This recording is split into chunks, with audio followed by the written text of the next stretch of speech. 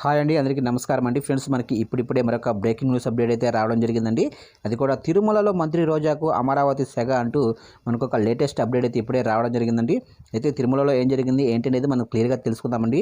Video ఎక్కడ skip చేయకుండా చూడండి ఫ్రెండ్స్, అప్పుడే మనకి పూర్తి సమాచారం అయితే అందుతుంది. ఇక ముఖ్యంగా వీడియో నచ్చినట్లయితే ఒక లైక్ చేయండి ఫ్రెండ్స్, ఎందుకంటే లైక్ చేయడం వల్ల మనకు తెలిసిన ఇన్ఫర్మేషన్ మరికొంతమందికి అయితే రీచ్ అవుతుంది. ఇక లేట్ చేయకుండా వివరాలకు తెలిపోతాము.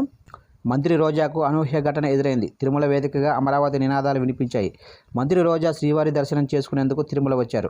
దర్శనం తర్వాత తిరిగి ఆలయం బయటకు వచ్చిన సమయంలో శ్రీవారి సేవకులుగా ఉన్న కొందరు అమరావతి అనుకూల నినాదాలు చేశారు. అయితే జై అమరావతి అని నినాదించాలంటూ రోజాను శ్రీవారి సేవకులు కోరారు.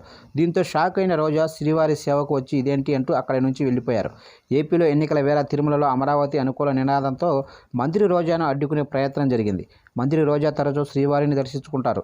ఈ ఉదయం తిరుమలలో శ్రీవారిని దర్శించుకున్న తర్వాత మంత్రి రోజాకు చేదు అనుభవం ఎదురైంది.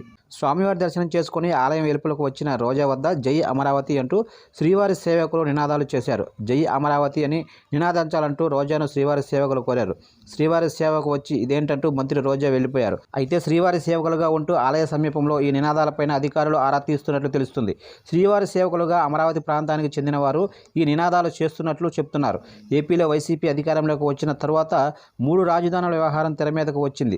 ప్రస్తుతం ఈ వివాదం సుప్రీంకోర్టులో విచారణలో ఉంది. ఎన్నికల వేళ 3 రాజధానుల వ్యవహారం రాజకీయ అంశంగా మారే అవకాశం కనిపిస్తుంది. అయితే అనూహ్యంగా తిరుమల వేదికగా అమరావతి నినాదాలు చేయడంతో మరోసారి ఈ అంశం వివాదాస్పదంగా మారుతుంది. దీనిపైన టీటీడీ అధికారులు స్పందించాల్సి ఉంటుంది.